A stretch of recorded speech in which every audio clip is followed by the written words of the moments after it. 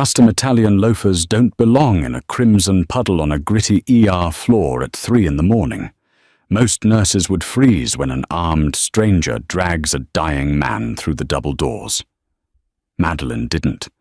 When the bleeding patient grabs your scrubs, locking pitch-black eyes onto yours with a terrifying promise you don't call the cops, you grab a suture kit. She believed she was merely saving a life. Instead, she signed her soul over to Chicago's most ruthless boss. Rain lashed against the reinforced glass of St. Jude's Medical Center in downtown Chicago, blurring the neon glow of the city into streaks of smeared crimson and gold. It was 3:14 a.m. on a Tuesday, the dead zone of the graveyard shift. Madeline Hayes leaned against the nurse's station, the bitter dregs of break-room coffee offering no salvation against the bone-deep exhaustion radiating through her limbs. She had been on her feet for 11 hours. One more hour and she could disappear into the damp anonymity of the subway and collapse into her own bed. "Quiet night," Hannah whispered, leaning over the counter.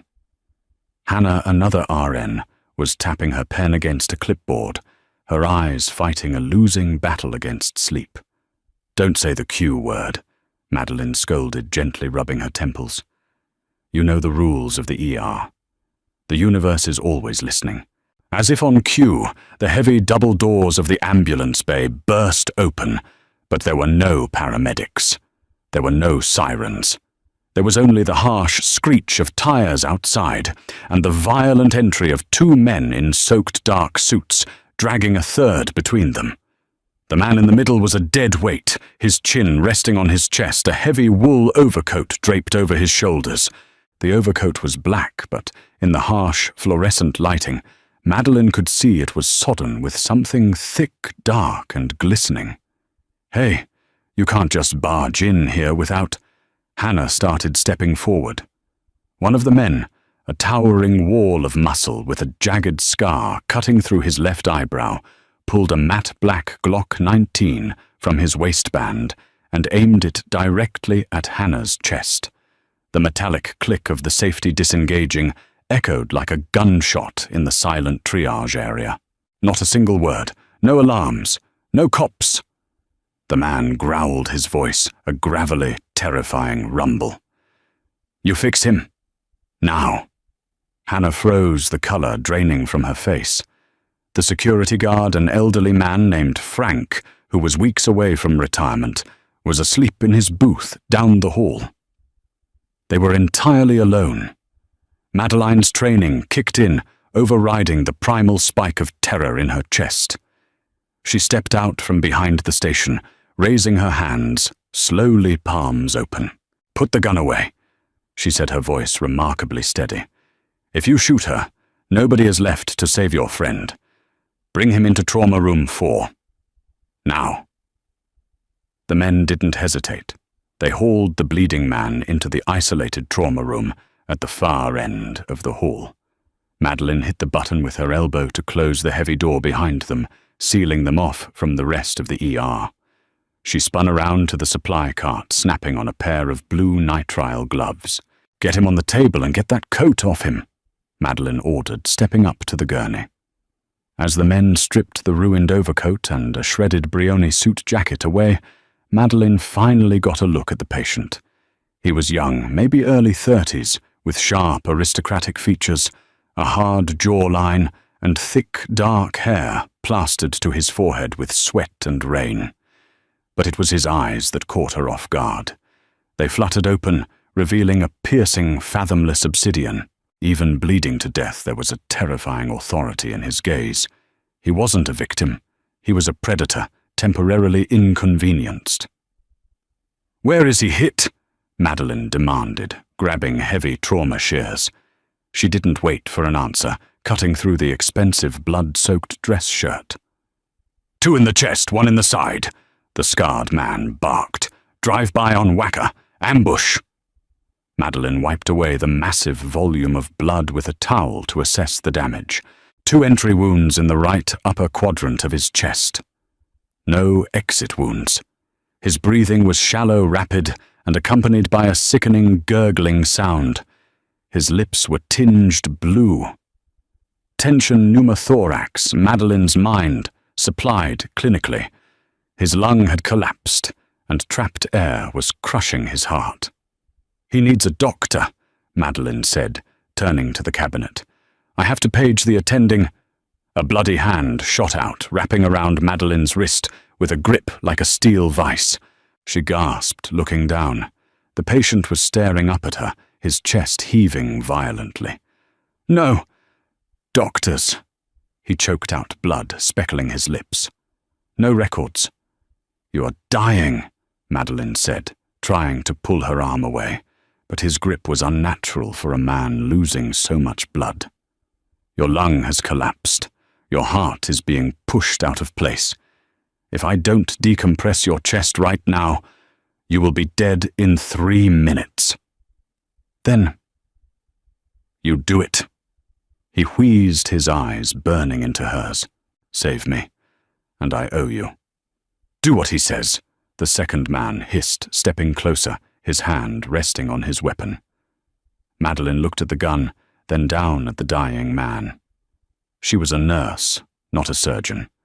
Inserting a chest tube without an attending physician, present without anesthesia, without an official chart, it was medical malpractice, at best a felony at worst. But looking at the cold, desperate violence in the room, she knew she wouldn't survive the night if this man died on her table. "Hold him down," Madeline snapped. "This is going to hurt."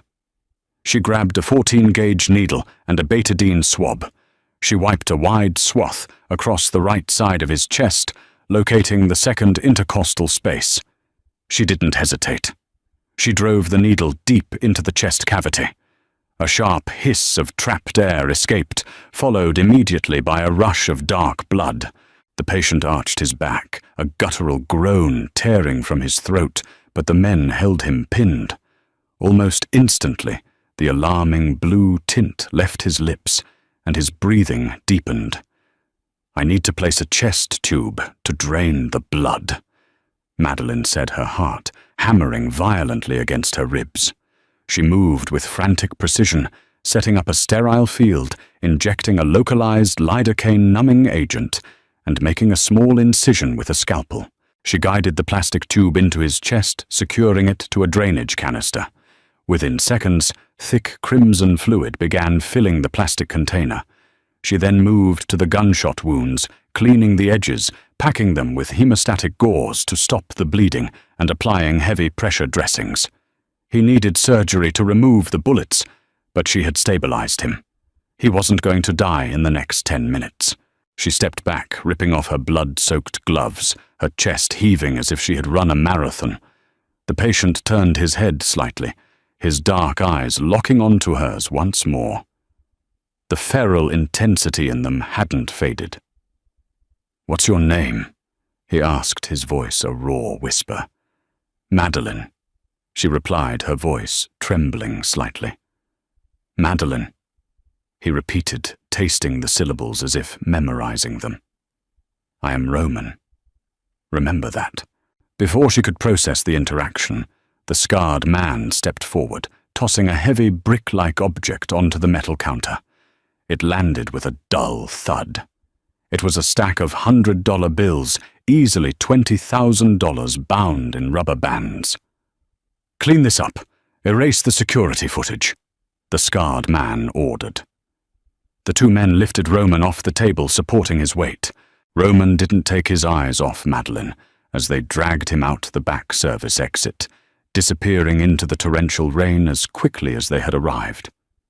Madeline stood alone in the trauma room, the only evidence of the nightmare being the puddle of blood on the floor, the discarded medical supplies, and the massive stack of cash sitting on the stainless steel counter.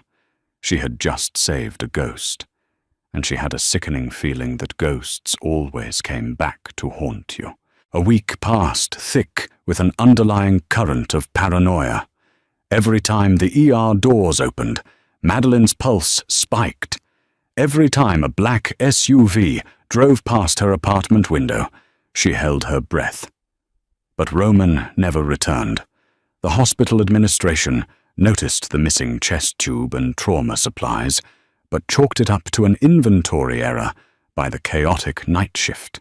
Madeline had taken the money, hidden it in a shoebox beneath her floorboards, and tried to convince herself it was all a stress-induced fever dream. Reality, however, was far less accommodating. Madeline lived in a cramped second-floor walk-up in Wicker Park, a neighborhood trying desperately to outgrow its gritty roots. She shared the rent with her younger brother Liam. Liam was a brilliant mechanic. With a devastating flaw, he couldn't walk past a poker table without thinking he was the smartest man in the room. It was Friday morning, just past dawn. Madeline was returning from her shift, her keys jingling in the lock. When she pushed the door open, she didn't find Liam asleep on the couch as usual. The living room was trashed. The coffee table was splintered, and 2 books were thrown from the shelves, and Liam was sitting in a dining chair, his face bruised into a swollen purple mess. "Liam!" Madeline screamed, dropping her bag and rushing to him. She grabbed his chin, inspecting a nasty laceration above his eye. "What happened? Who did this to you?" Liam pulled away, shame burning in his eyes. "It's nothing, Maddie. Leave it alone." "Nothing. Your face is half caved in, and our apartment is destroyed. I'm calling the police." She reached for her phone, but Liam lunged, grabbing her wrist with a desperate, trembling strength. "No, please, Maddie, no cops. If you call the cops, they'll kill me." Madeline froze, a cold dread pooling in her stomach. "Who, Liam? Who will kill you?" Liam swallowed hard, avoiding her gaze. "Declan's crew. I got in deep, Maddie. I owe them 50 grand. I thought I had a sure thing on the fights. But it went south. They gave me until midnight tonight to pay up, or they're going to put me in the river." $50,000. The number hung in the air like a death sentence. Madeline thought of the 20,000 sitting in the shoebox under her bed. It wasn't enough. Not even close. "I'll figure it out," Madeline whispered, her voice hollow. "I'll get a loan. I'll ask the hospital for an advance." She spent the entire day making phone calls, begging banks, and applying for emergency payday loans.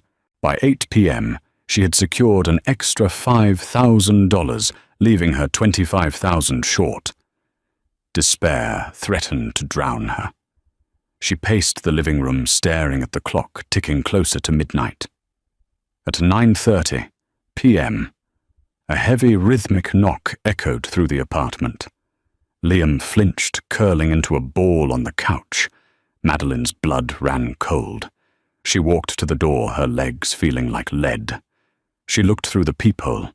It wasn't a group of Irish thugs with baseball bats. It was a single man in a tailored charcoal suit. He was holding a sleek black envelope. Madeline unlocked the deadbolt and pulled the door open a fraction of an inch. "Who are you?" The man didn't try to push his way in. He stood perfectly still, offering the envelope. "For Miss Hayes." "From who?" "An admirer of your medical expertise." The man replied, his tone entirely devoid of emotion. Madeline hesitated, then snatched the envelope, closing and locking the door immediately. She tore the heavy cardstock open with trembling fingers. Inside was a single piece of thick stationery. Written in sharp, elegant black ink were 2 lines. "The ledger is balanced. Liam's debt is cleared. A car is waiting downstairs." Madeline stared at the note, her heart hammering against her ribs. She ran to the window and peered through the blinds. Parked on the street below was a massive black Mercedes-Benz S-Class, its engine idling headlights cutting through the Chicago fog. Standing by the open rear door was the scarred man from the hospital. "Maddie, who was it?" Liam asked, his voice shaking. Madeline turned around, slipping the note into her pocket. "It's handled, Liam. Declan isn't coming." "What? How do you know? How could you possibly know that?" "I just do." she lied smoothly, grabbing her coat. "Lock the door behind me. Don't let anyone in." She didn't wait for his protests. She marched down the stairs and out onto the damp sidewalk. The scarred man watched her approach, his expression unreadable. "Get in," he said, gesturing to the luxurious interior. "Where are we going?" Madeline asked her, grip tightening on her purse. "The boss wants a word." Madeline slid into the back seat.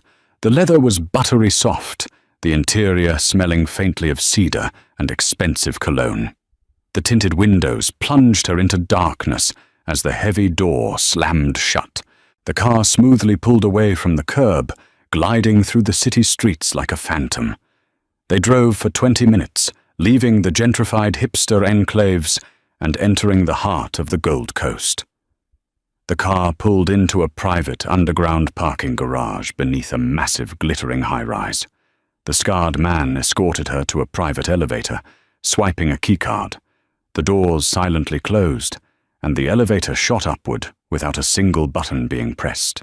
It bypassed all floors, stopping only at the penthouse. When the doors opened, Madeline stepped into another world. The penthouse was a sprawling monument to obscene wealth. Floor-to-ceiling windows offered a panoramic God's-eye view of the Chicago skyline and the dark abyss of Lake Michigan. The floors were polished black marble, the furniture modern and minimalist. Standing by the window, a crystal glass of amber liquid in his hand, was Roman. He was out of the blood-soaked clothes, dressed in a black turtleneck and dark trousers that accentuated his broad shoulders and lean athletic build. He moved with a slight stiffness, betraying the recent trauma to his chest, but his posture was relentlessly dominant. He turned as she entered. The obsidian eyes locked onto hers, holding the same dangerous intensity she remembered from the trauma room. "Madeline," he said softly. His voice was a deep, hypnotic baritone that sent an involuntary shiver down her spine. "You came. You paid off my brother's debt," Madeline said, forcing her voice to remain steady. $50,000. "Why?" Roman took a slow sip of his drink, his eyes never leaving hers. "A man named Declan thought he owned your brother's life. I simply corrected his misconception. Declan is no longer a problem for anyone. He suffered a sudden tragic accident involving a great deal of water and heavy chains." Madeline gasped, stepping back. "You killed him." "I removed an obstacle," Roman corrected smoothly. "You saved my life, Madeline. In my world, a life debt is a sacred thing. I owe you a life. Now we are even." "Even?" Madeline echoed, her mind spinning. "So I can leave, we go our separate ways." Roman set his glass down on a marble table with a sharp clack. He walked toward her, moving with the predatory grace of a panther. He stopped mere inches away, his towering frame casting a shadow over her. She could smell his cologne, now sandalwood smoke, and something dangerous. "We are even on the ledger of lives," Roman murmured, reaching out. He gently tucked a stray strand of hair behind her ear. His fingers were warm, his touch remarkably gentle for a man who ordered murders over a glass of scotch. "But the problem is Madeline. Now that I've found a doctor, I can trust I have no intention of letting her go." "I'm a nurse, not a doctor," Madeline corrected her voice, barely above a whisper, acutely aware of the warmth radiating from his hand, which still hovered near her jawline. "Titles are irrelevant." Roman dismissed his dark eyes, trailing over her features, analyzing her as if calculating her exact worth. "Competence is what matters. Loyalty is what matters. You possessed both when you plunged a needle into my chest without hesitation. I did what I had to do to survive the night." She shot back, stepping out of his personal space. The air around him was too thick, too charged. "I'm not part of your world, Roman. I don't want to be." Roman smiled. It was a cold, sharp expression that didn't quite reach his eyes. You became part of my world the moment you wiped my blood off your hands and took the money. You think the hospital administration wouldn't question a missing trauma kit and erased security footage. I own the silence of the people who matter, Madeline. And now I own your medical expertise. You can't force me. I don't intend to force you, Roman said, turning back toward the expansive windows. I intend to employ you. My organization operates outside the bounds of traditional law enforcement. As such, my men cannot walk into an emergency room every time a negotiation turns hostile. We require a private physician, a discreet trauma specialist on retainer. And if I say no, Roman looked over his shoulder. I cleared your brother's debt to Declan. But the men Declan answered to the higher-ups in the Irish syndicate, they are still very angry about the lost money. If you walk out that door, you and Liam are entirely on your own. If you stay, if you work for me, you fall under the protection of the Costa family. Nobody in Chicago will dare touch a hair on your head, or his. It was a brilliant, flawless trap. He hadn't just bought her brother's life. He had bought her utter dependence. He had severed her safety net and offered himself as the only landing pad. Madeline closed her eyes, a bitter laugh escaping her lips. How much? 200,000 a year, Roman stated casually, as if discussing the price of coffee. Cash, plus an apartment in this building, a private driver, and access to a state-of-the-art underground medical facility we've constructed beneath our legitimate shipping warehouses. Madeline opened her eyes, stunned by the sheer magnitude of the offer. It was more money than she would make in a decade, working the grueling ER shifts. It was enough to send Liam away, to give him a clean slate far from Chicago. I have conditions, Madeline said, lifting her chin, refusing to show the intimidation tearing at her insides. Roman raised an eyebrow, clearly amused. Name them. I don't torture people. I don't use my medical skills to cause pain, only to heal. And I want the right to refuse a procedure if I think it's beyond my capabilities. Agreed. Roman nodded. I need you to save my men, not interrogate my enemies. That is Finn's job. He gestured vaguely toward the door where the scarred man had vanished. When do I start? You already have, Roman said, unbuttoning the cuffs of his dark turtleneck. My sutures are itching, and I require a fresh dressing. For the next 3 weeks, Madeline's life violently split into 2 distinct realities. By day, she maintained her grueling schedule at St. Jude's, playing the role of the exhausted, underpaid nurse. She complained about the cafeteria food with Hannah and assisted Dr. Harrison with mundane, sprained ankles and minor lacerations. But 3 nights a week, the black Mercedes arrived. She was whisked away to the penthouse or to a sterile, brightly lit basement clinic hidden beneath a seafood distribution warehouse in the West Loop.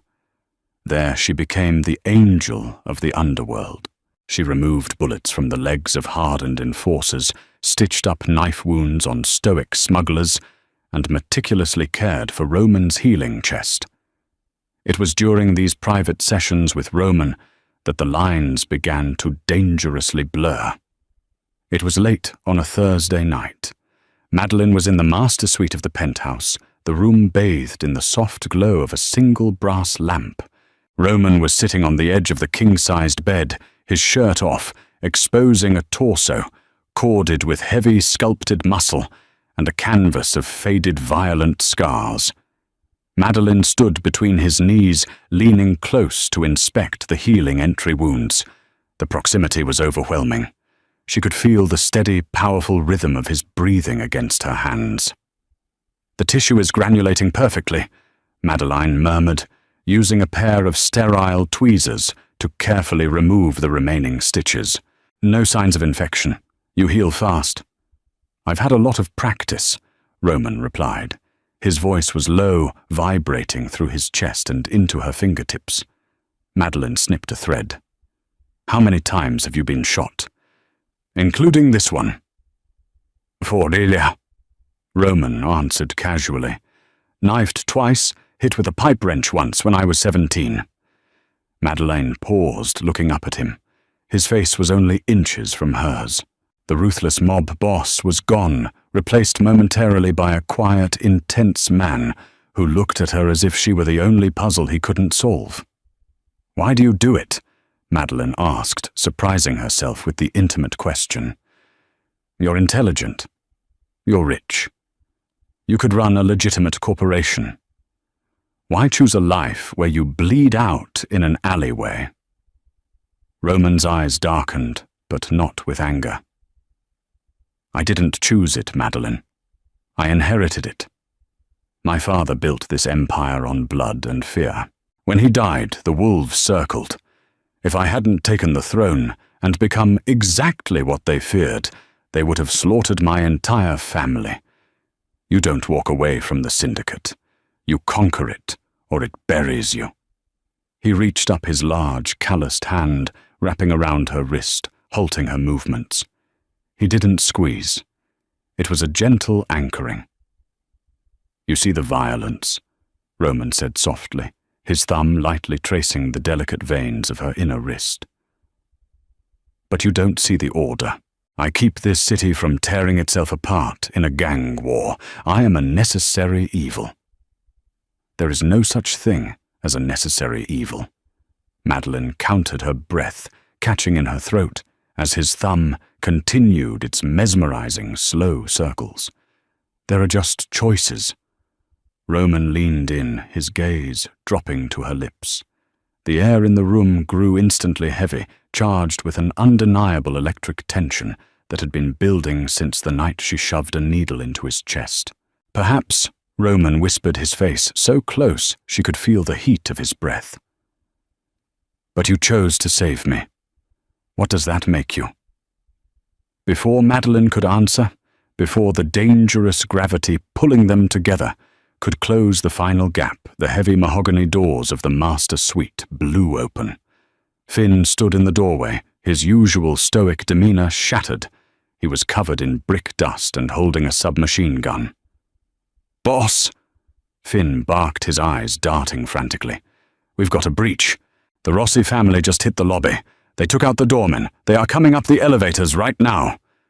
Roman's demeanor shifted instantly. The vulnerable man was gone, replaced by the apex predator. He stood up completely, ignoring his bare chest, and walked to a hidden panel behind a massive oil painting. He punched in a code, and the wall slid open to reveal a staggering arsenal of weaponry. He grabbed 2 handguns, racking the slides with terrifying speed. Finn locked down the stairwells. "Do not let them reach this floor," Roman ordered. He turned back to Madeline, his eyes cold and commanding. "Get your medical bag. Now." "What we need to call the police." Madeline panicked, her heart hammering wildly.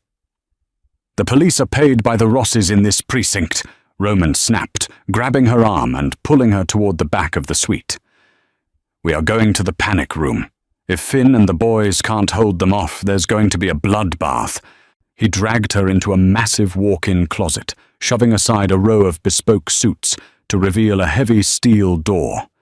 He pushed her inside, stepping in right behind her and slamming the vault door shut. The lock engaged with a heavy final thunk. They were plunged into absolute darkness, locked inside a steel cage, while a Mafia war erupted just on the other side of the wall.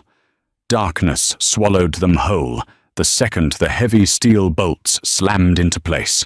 Inside the panic room, the air was cool, sterile, and eerily still, a stark contrast to the explosive chaos erupting just inches beyond the reinforced walls. Madeline stood frozen, her back pressed hard against the cold metal door, her lungs fighting for air that felt suddenly too thin to breathe. Through the foot-thick steel and acoustic paneling, the sounds of the Mafia war were muffled, but terrifyingly present. The rhythmic, heavy thump, thump, thump of automatic weapons fire vibrated through the floorboards, traveling up her legs and settling into her bones. Then came the unmistakable earth-shaking boom of a localized explosive. "Get down!" Roman ordered, his voice a low, steady rumble in the pitch black. Before she could process the command, his large hands gripped her shoulders, guiding her firmly to the floor. He knelt beside her, pulling her into the corner of the small, square vault. He positioned himself between her and the door, his large frame acting as a human shield. "They used a breach charge." Roman stated his tone as analytical as if he were discussing a dip in the stock market. "Rossi is getting desperate. He knows he's losing the territory south of Roosevelt Road, so he's trying to cut the head off the snake." Madeline pulled her knees to her chest, her hands trembling violently. "They're going to kill Finn. They're going to kill everyone out there. Finn has survived worse than a dozen disorganized Rossi foot soldiers," Roman replied. He shifted his weight and, in the claustrophobic darkness, his bare shoulder brushed against her cheek. His skin was burning hot slick with a fine sheen of sweat. "Breathe, Madeline. You are hyperventilating. In a sealed environment, you will consume the oxygen twice as fast. I am locked in a box while a firing squad destroys your apartment." She shot back, her voice cracking. "Forgive me if my respiratory rate isn't clinically optimal right now." A low, dark chuckle vibrated in Roman's chest. It was an absurd sound, given the circumstances entirely devoid of fear. "You are magnificent when you are furious. It overpowers your terror." He reached out blindly, his fingers finding her jawline. He didn't pull away. Instead, he let his hand rest there, his thumb resting against her racing pulse.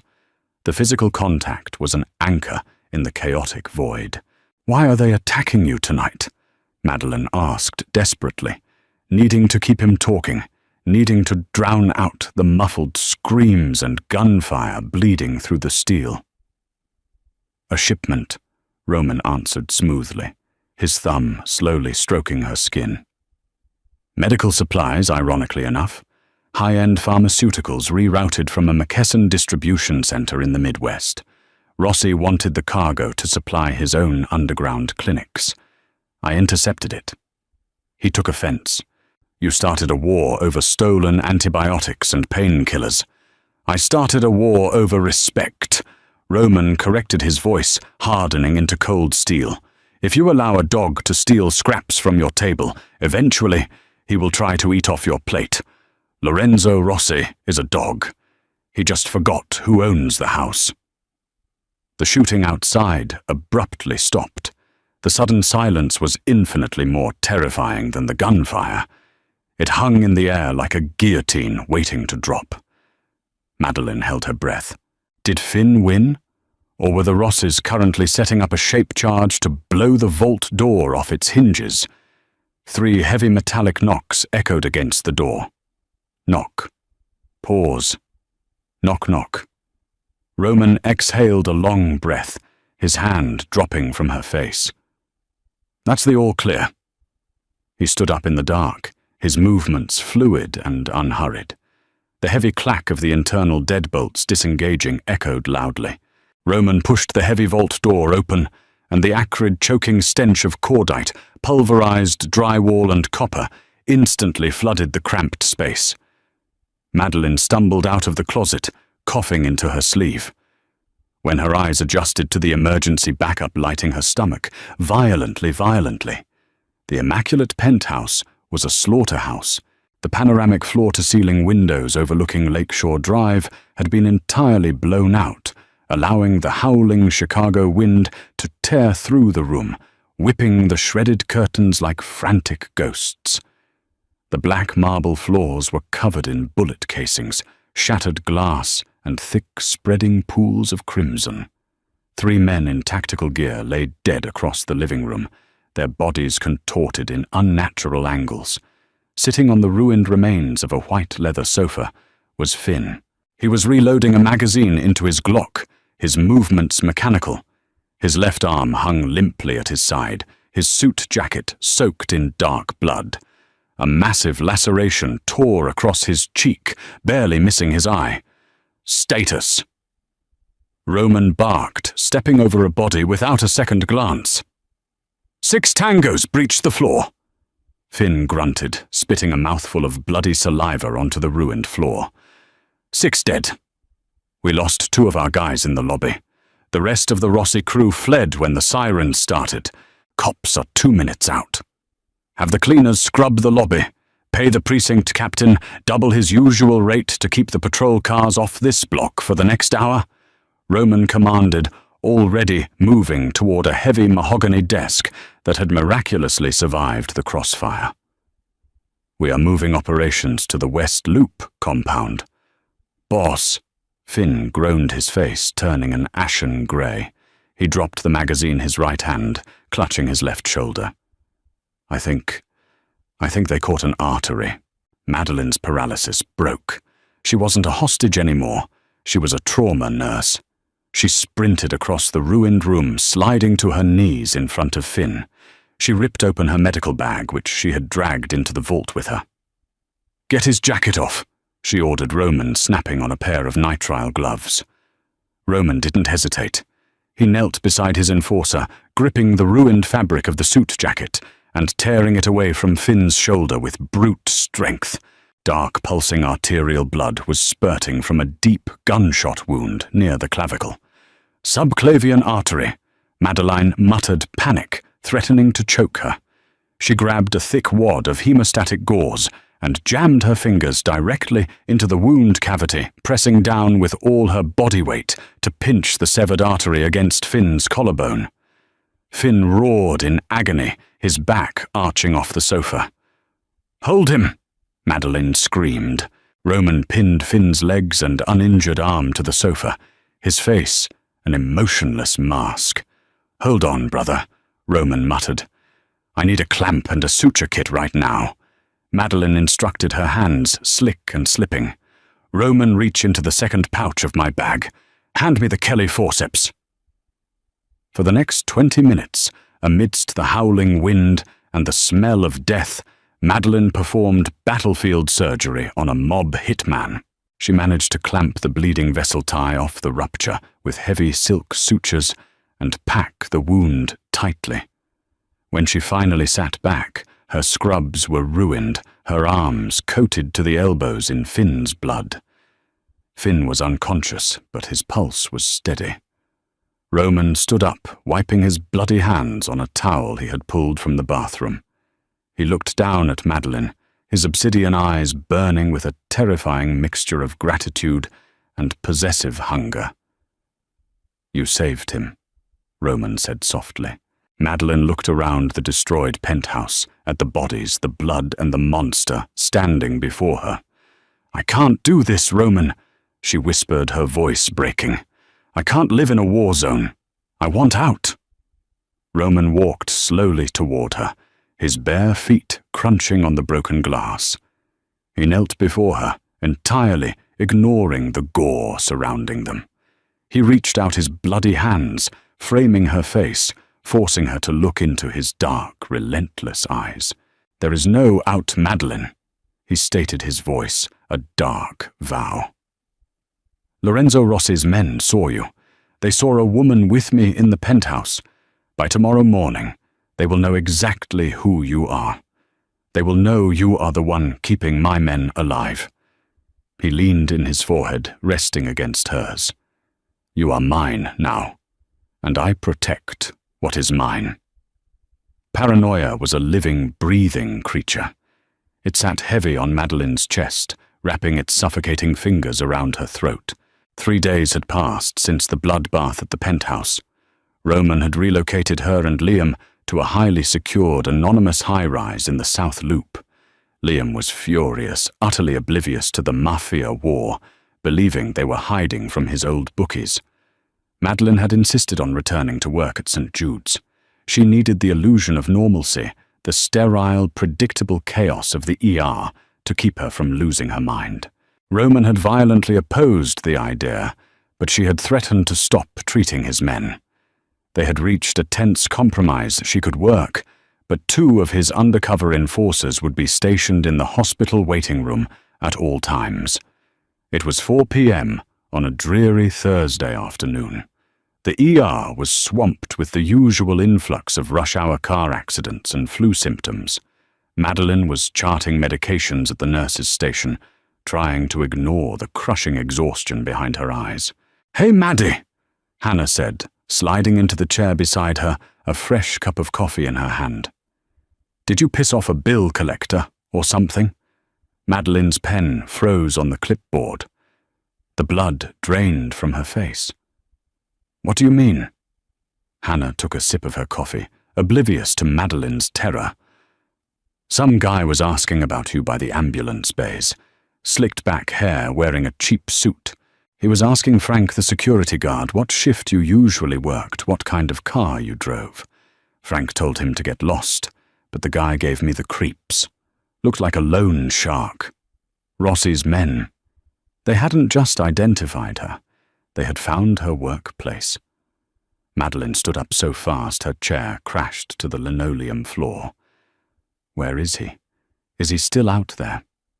"I don't know. He walked off toward the parking structure about 10 minutes ago," Hannah replied, her brow furrowing in concern. "Maddie, are you okay? You look like you're going to throw up." "I have to go," Madeline choked out, backing away from the desk. "Tell Dr. Harrison I'm sick. Tell him I threw up." "Maddie, wait." Madeline didn't wait. She turned and sprinted down the hallway toward the staff locker rooms. She needed to get to her phone. She needed to call the burner number Roman had given her. She burst into the locker room, her hands shaking so badly she could barely punch in the code to her metal locker. The door swung open, and she grabbed her purse, frantically digging for the heavy encrypted cell phone. Before her fingers could brush the cold plastic, the locker room door slowly creaked open. Madeline froze, her heart stopping in her chest. The reflection in the small mirror mounted inside her locker door showed a man stepping into the room. It wasn't one of Roman's guards. It was the man Hannah had described. Cheap suit, slicked back hair, and a jagged, cruel smile. He reached into his jacket and pulled out a suppressed pistol, the long black cylinder of the silencer pointing directly at her back. "Madeline Hayes." The man purred his voice, thick with a heavy Italian accent. "Mr. Rossi sends his regards."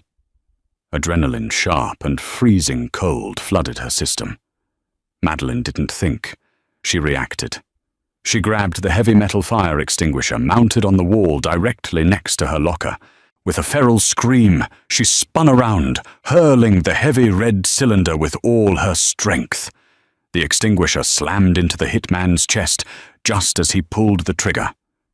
The silenced shot gave a muffled thwip, the bullet tearing through the sleeve of Madeline's scrubs, burning a shallow graze across her bicep. The impact of the extinguisher knocked the man backward, sending him crashing into the row of lockers. Madeline didn't wait to see if he recovered. She bolted. She slammed through the locker room doors, sprinting down the back service corridor, ignoring the burning sting in her arm.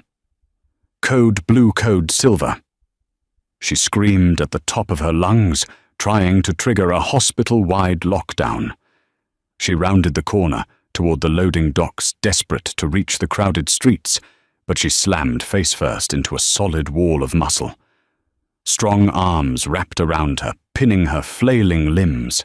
She screamed, thrashing wildly, convinced the hitman had caught up to her. "Madeline, stop fighting, it's me!" The deep, gravelly voice cut through her panic like a knife. She forced her eyes open. It was Finn.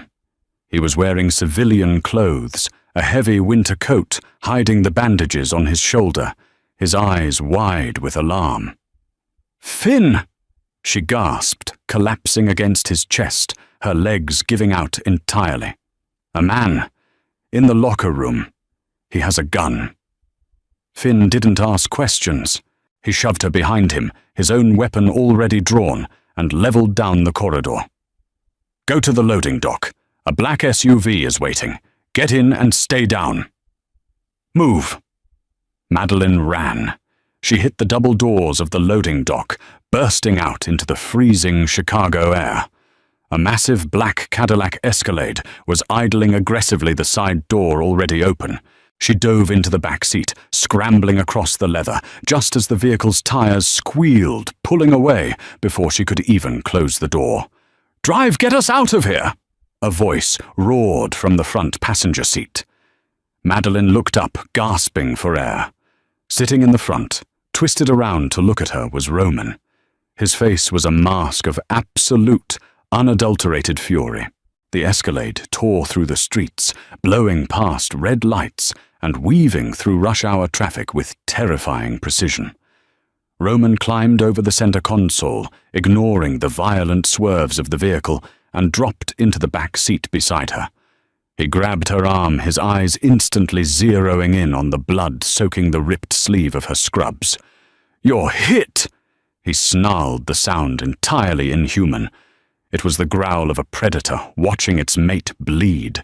"It's just a graze," Madeline stammered, shrinking back against the door. The sheer intensity radiating off him was more terrifying than the gunmen in the locker room. "I threw a fire extinguisher at him. It threw off his aim." Roman didn't care. He ripped his silk tie from his neck, wrapping it tightly around her bicep to stem the bleeding. His hands, usually so precise and controlled, were trembling with rage. "I told you the hospital wasn't safe," Roman whispered, his voice dangerously soft, leaning in until his face was inches from hers. "I told you Rossi would come for you. You are the woman who puts my soldiers back together.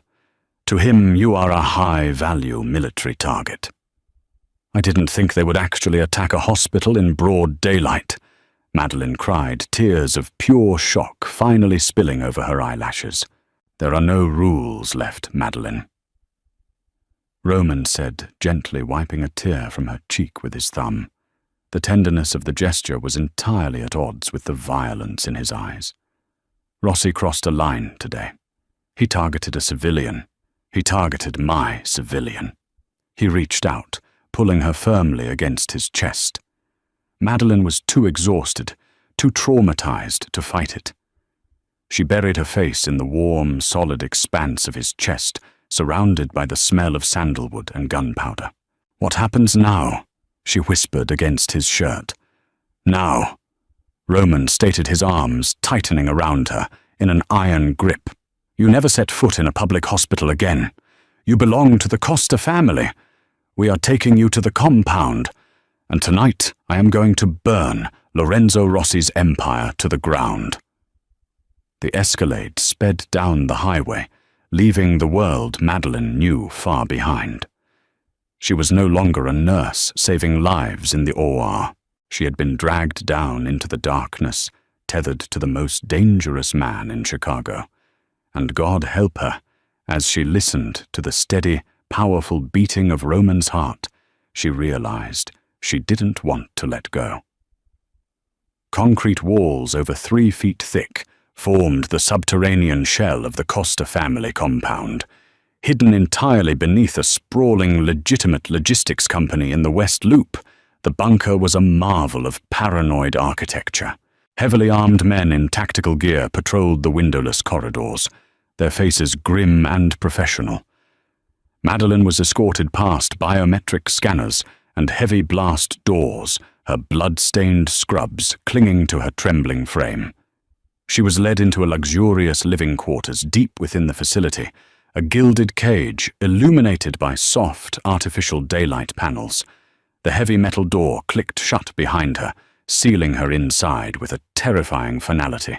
Liam was already pacing the length of the Persian rug, his face bruised and pale. He stopped dead when he saw the blood coating Madeline's sleeve. Panic, raw and unfiltered, seized his features as he rushed across the room. He reached for her arm, but Madeline recoiled, her trust shattered by the day's violent events.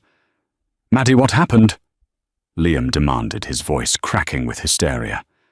"They dragged me out of the apartment 2 hours ago. They threw me in the back of a van and brought me down here." "What kind of people are these? Who is this Roman guy? Madeline stared at her younger brother, a sickening realization beginning to pool in her stomach. Roman had promised protection, but Rossi's men had bypassed all of Roman's external security to find her at St. Jude's. The hospital schedule was unlisted. Her shifts were randomized. Only 2 people in the entire city knew exactly when she would be standing in that locker room, the scheduling director and Liam. "How did Lorenzo Rossi know where I was, Liam?" Madeline asked. Her voice was terrifyingly calm, devoid of the panic she had felt only an hour ago. Liam flinched as if he had been struck. The color drained from his face entirely, leaving him looking like a ghost under the bright LED lights. He took a stumbling step backward, his eyes darting frantically toward the heavy steel door. "Rossi, I don't know who that is. Maddie, you're scaring me." "Don't lie to me," Madeline whispered, stepping toward him, the adrenaline of the day finally giving way to a cold, razor-sharp fury. "Roman paid off your $50,000 debt to Declan. Declan is dead. So who did you owe next? Who bought your debt, Liam?" Tears welled in Liam's eyes, spilling over his bruised cheeks. He collapsed onto the edge of a leather sofa, burying his face in his hands. His shoulders shook with violent, pathetic sobs. "I didn't know they were going to hurt you. I swear to God, Maddie. I didn't know." The confession hit Madeline like a physical blow to the chest. She stumbled back, pressing her hand against her mouth to stifle a scream. "When Declan disappeared, Rossi's men came for me." Liam babbled his words, tumbling out in a frantic, desperate rush. "They said Declan owed Rossi money, which meant my debt belonged to the Italians now. They doubled the interest. They told me they were going to cut off my fingers one by one. But then they asked about the guy who paid Declan off. They asked about the man in the black Mercedes. I didn't know who he was, but they said, if I told them where you worked, if I gave them your schedule, my debt would be entirely forgiven. You sold me." Madeline breathed the absolute betrayal, fracturing her soul into 1,000 jagged pieces. "You sent a mob hitman to my hospital. He put a gun to my back, Liam. I almost died today because you couldn't stop gambling." "I thought they just wanted to ask you questions," Liam cried, dropping to his knees on the rug. "Maddie, please, you have to protect me. If this Roman guy finds out I talked to Rossi, he's going to kill me." Before Madeline could process the horrifying reality of her brother's treason, a massive alarm klaxon blared through the bunker. The heavy steel door hissed, the electronic locks disengaging with a series of loud metallic clacks. Roman strode into the room, and he was a terrifying vision of absolute carnage. His bespoke suit was ruined, slashed and stained with massive quantities of fresh blood. His knuckles were split and raw, and a deep laceration ran along his jawline, dripping crimson onto his white shirt collar. Behind him stood Finn, clutching a tactical rifle looking equally battered, but relentlessly alert. Roman didn't look at Madeline. His pitch-black obsidian eyes locked immediately onto Liam. The temperature in the room plummeted. The apex predator had returned from the hunt, and he had found the rat in his nest. "Stand up," Roman commanded. His voice was not a shout. It was a lethal, quiet rumble that vibrated the floorboards. Liam remained on his knees, paralyzed by a terror so profound he couldn't draw oxygen into his lungs. A pathetic whimpering sound escaped his throat. Roman crossed the room in 3 long, predatory strides. He grabbed Liam by the collar of his shirt, hauling him off the floor with one hand, as if the younger man weighed nothing. He hurled Liam across the room. Liam crashed violently into a heavy mahogany bookshelf, shattering the wood and collapsing into a heap of groaning limbs and ruined books. "Roman, stop!" Madeline screamed, rushing forward, but Finn stepped into her path, his good arm acting as an immovable barrier. "Stay back, Miss Hayes," Finn warned softly, his eyes fixed on his boss. This is cartel business now. Roman walked slowly toward the broken man on the floor. He reached to the small of his back, drawing a massive matte black, heavy-caliber handgun. The metallic sound of him racking the slide echoed like a thunderclap in the confined space. "Lorenzo Rossi is dead," Roman stated, his voice echoing with cold, hollow finality. "I burned his primary warehouse to the foundation. I put a bullet between his eyes. I slaughtered his lieutenants. His empire no longer exists." But before Rossi choked on his own blood, he was very eager to tell me exactly how he found my private physician. Roman leveled the gun, pointing the barrel directly at Liam's trembling head. "You brought my enemies to her doorstep."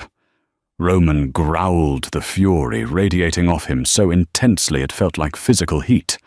"You gambled her life to save your own pathetic skin. In my world, treason is paid for with blood." "Roman, please," Madeline shrieked, fighting wildly against Finn's iron grip. "He's my brother. You promised me his life. You promised you would protect him." Roman didn't take his eyes off Liam, but his jaw clenched tight. "I promised to protect him from Declan. I never promised to protect him from his own stupidity. He betrayed the Costa family. He betrayed you. He has to die." Liam, driven by the absolute madness of imminent death, reached into his jacket. He had stolen a small, snub-nosed revolver from a guard's jacket while being transported in the van. His hand shook violently as he pulled the weapon, pointing it blindly at Roman's chest. "Drop the gun, you miserable coward," Roman whispered, completely unfazed by the weapon pointed at him. He didn't even flinch. He just stared at Liam with utter contempt. Madeline watched the nightmare unfolding. She looked at her brother, the boy she had raised, the boy who had sold her life to a syndicate boss to cover a poker debt. Then she looked at Roman, a ruthless killer who had just waged a bloody apocalyptic war across the city of Chicago, simply because someone dared to threaten her. In that agonizing, fractured second, Madeline realized she had already crossed the point of no return. She drove her elbow viciously into Finn's wounded shoulder. The enforcer grunted in pain, his grip loosening just enough. Madeline broke free, sprinting directly into the line of fire. She threw herself between the two men, turning her back to Roman and facing her brother. "Shoot me, Liam," Madeline challenged, her voice devoid of fear, filled only with a devastating, heartbreaking disappointment. "If you are going to kill the only man who is actually trying to protect me, you have to shoot me first. Go ahead. Finish what you started at the hospital." Liam's hands trembled violently. He looked at his sister, his eyes wide and uncomprehending. The revolver shook in his grip. For an agonizing 10 seconds, the room was perfectly silent, save for the ragged breathing of the three people caught in the crosshairs of destiny. Finally, Liam broke. He dropped the gun. It clattered uselessly onto the hardwood floor. He collapsed into a pathetic, weeping mess. Madeline turned around slowly. Roman was staring at her. His weapon still raised his dark eyes, wide with shock. For the first time since she had met him, the terrifying Mafia boss looked completely vulnerable. She had just shielded him with her own body. Madeline reached out, placing her small, blood-stained hand over the barrel of his massive gun. She gently pressed it downward until it pointed at the floor. "He is dead to me," Madeline whispered, her voice steady and resolute, holding Roman's gaze. "But I will not let you become a murderer in my home. Banish him. If he ever steps foot in Chicago again, you can kill him." But tonight he walks away. Roman stared at her, analyzing the absolute certainty in her eyes. He saw no fear, only a dark, unyielding strength that perfectly matched his own. Slowly he lowered the gun, completely holstering it at his waist. "Finn," Roman commanded, never breaking eye contact with Madeline. "Put him on a cargo plane to Europe. If he ever contacts her again, put him in the ground. Finn dragged the sobbing Liam out of the room, the heavy steel door sealing shut behind them. They were entirely alone. Roman reached out his bloody knuckles, gently tracing the line of Madeline's jaw. She didn't pull away. She leaned into his touch, the intoxicating scent of smoke and sandalwood wrapping around her. "You saved my life again, Madeline," Roman murmured, his thumb brushing over her lips. "I told you," she whispered, her hands resting flat against the hard, muscular plane of his chest. "I only use my skills to keep you breathing." Roman leaned down, capturing her lips in a bruising, possessive kiss. It tasted of copper and rain of violent promises and unbreakable loyalty. Madeline kissed him back, surrendering completely to the darkness. She was no longer just an ER nurse. She was the undisputed queen of the Chicago underworld, and she had just claimed her king. Thank you for experiencing this thrilling Mafia romance. If Madeline and Roman's intense journey kept you on the edge of your seat, smash that like button right now. Share this video with your fellow drama lovers to spread the tension. And don't forget to subscribe to the channel for more gripping, heart-pounding stories. Hit the notification bell so you never miss an upload. Tell us in the comments below, did Madeline make the right choice, saving Roman, or should she have forgiven Liam? Your engagement fuels our storytelling. We will see you in the next epic adventure.